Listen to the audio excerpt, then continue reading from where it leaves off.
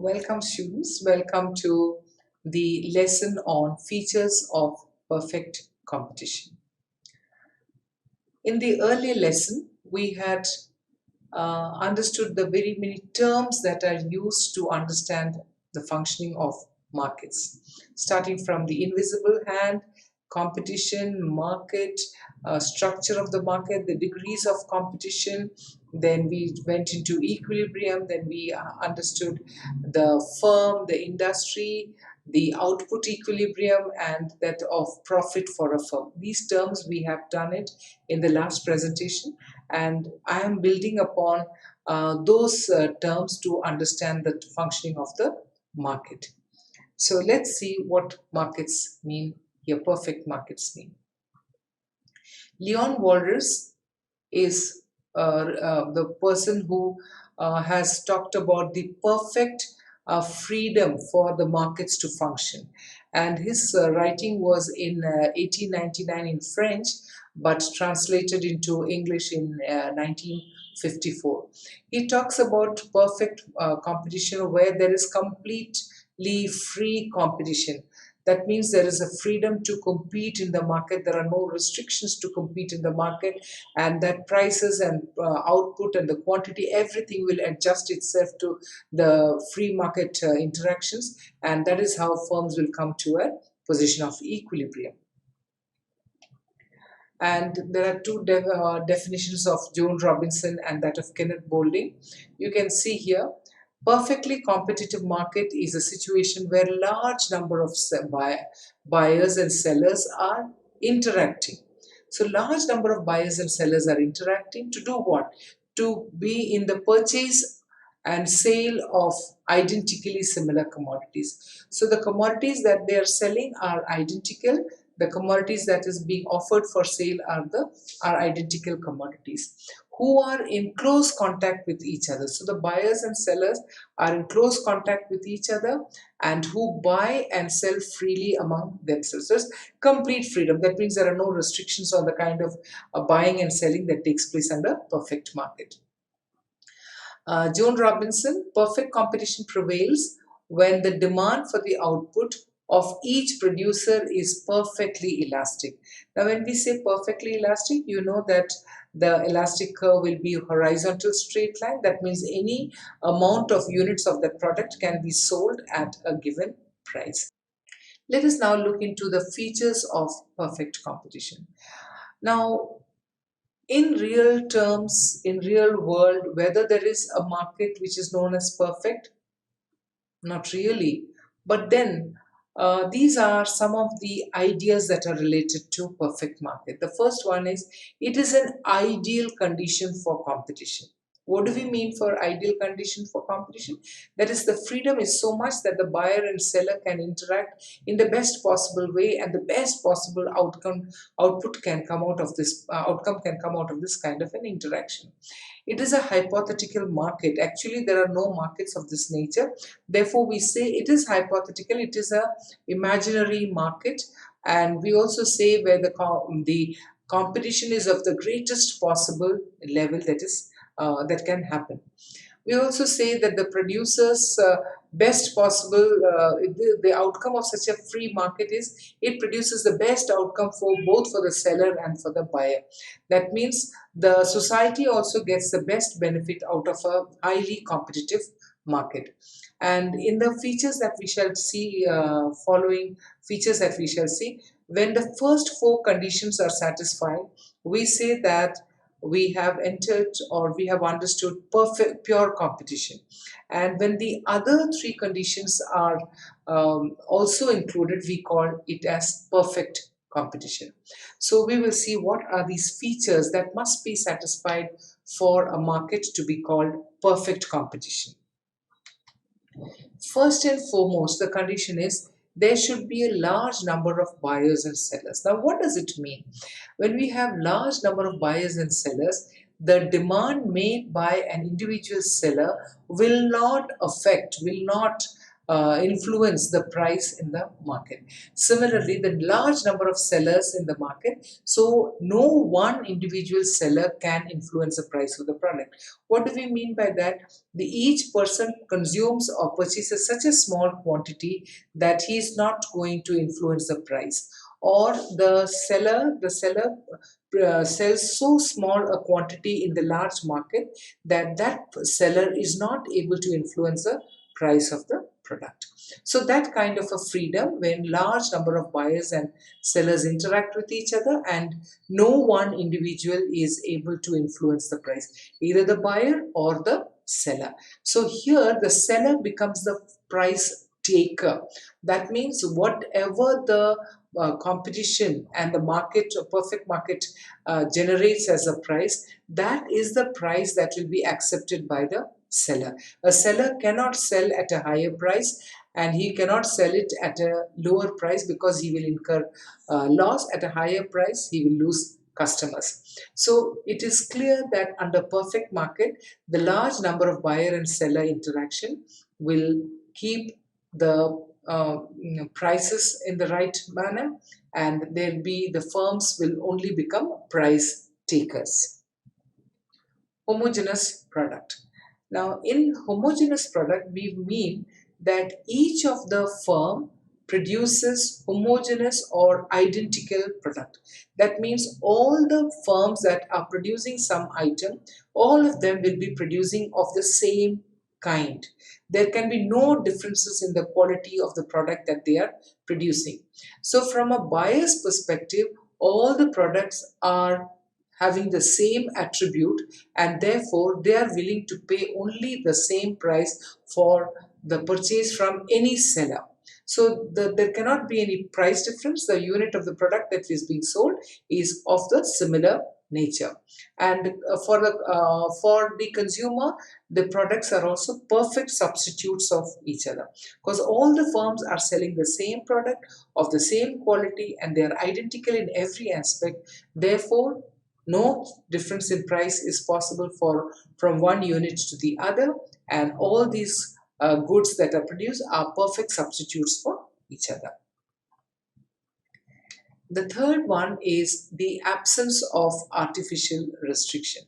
Now, what do we mean by artificial restrictions?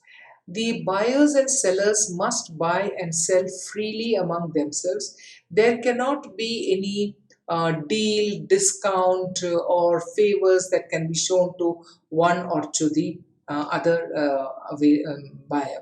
So everything will be kept as at the same level. So all customers are treated alike, and the competition is fierce, and the buyers and sellers are interacting without any barriers in their purchase or sale. They don't require any permission or any support for selling the produce, because all the products can be sold in the same manner. There is also this freedom to entry and exit. This is a very powerful feature here. It means if the industry is making profit, it encourages other firms to enter. If the industry is making loss, it allows the firms to leave the industry. There are no barriers to entry and no barriers to exit. These features are very important, because when we do other market conditions like monopolistic markets or monopoly or oligopoly, you will find that these features are the ones that get distorted, or we move away from these features, and it gives rise to newer kinds of markets. Therefore, here we study that no barriers exist for entry or for exit. No artificial restrictions imposed by the government, because in the markets that you will study later, you will find that government can impose restrictions on the entry or exit of firms into the market. It is not very easy to enter some kind of industry, as much as it is very difficult to leave the industry even if the firm wants to leave. So this freedom here in perfect market, we have complete freedom and no artificial restriction, no need for any government regulation for entry and exit of the market. That is why you are seeing that it is a very hypothetical situation, a very ideal situation. Often students ask, Why, when this is not real in real life, why do we study that? And the answer to that is we need to know what is perfect. So, what is the most ideal situation in which a market can function? So, why do we need to know the most ideal situation? If we know the most ideal situation, we know how much we have deviated from that ideal situation. The example, if we take 2 points and see what is the shortest distance between the 2 points, it is a straight line. So straight line is a perfect distance that you can, shortest distance that you can find between 2 points. And any curve can be measured by the distance that it moves from this perfect line. Similarly here, from this perfect market, any of these features when they get changed, we say that we are talking about imperfect market. So to understand imperfect market, we need to understand perfect markets absolutely well. So then there is perfect mobility of factors of production. Now, what do we mean by perfect mobility of factors of production? So, within a region, within a country, or within the world, is it possible to have perfect freedom of movement of the factors of production? But in the perfect competition market, we believe that all factors are perfectly free and they can move from one place to the other, from one industry to the other, from one region to the other, from one country to the other. That much of freedom is what is expected. In real life, we are for sure that these things don't happen. But this assumption is necessary again to understand that what can restrict the mobility of factors of production, and when there is a restriction on the mobility of factors of production, we get different kinds of competition again out of that. So factors are free to choose. Labor, for example, labor is completely free and labor can choose any firm that it wants to work with, provided the salaries or the wages suit that. Or the rent, any of these factors, they can be used by anybody depending upon what is the working of the market. So this perfect mobility of factors is important. Only then or each of the industry will be in a position of getting the resources for it carrying out its production. Then there is another interesting assumption called the perfect knowledge. Remember, any of these assumptions or features, when we relax it, we get a new kind of a market, and that will depend upon the amount of relaxation that happens with these kind of features. Now, let's talk about perfect knowledge. What happens in perfect knowledge? The buyer and seller has got perfect knowledge about the prices and the quantity that is sold in the market. So nobody will offer more price or no seller will accept a lower price. There is perfect knowledge about the product, the attributes of the product, the prices of the product, everything is known to all participants in the market. So there is no, if that is possible, then there is no need for advertising cost, because if the products are the same and knowledge about the product is available to every single buyer and seller in the market, then there is no need for an advertising cost. And then each one is interested in maximizing their self-interest. In real life, what you will find that advertising cost is a part of markets. Now, which kind of market uses advertisement cost? We will see that later. But the truth is that when we have imperfect knowledge, we need to advertise. On the other hand, when we have perfect knowledge, we do not need to advertise the product in the market. And finally, we have absence of transport cost. So here the cost of production is only because of the cost of production, not because of the cost that we have to incur to transport the good from one place to the other. So transport cost does not influence the cost of the production, and therefore it does not influence price. So we assume it to be given that transport cost is zero, and therefore we will have uniform price in the market. So when we satisfy these 7 conditions, then we say we are operating in the perfect market.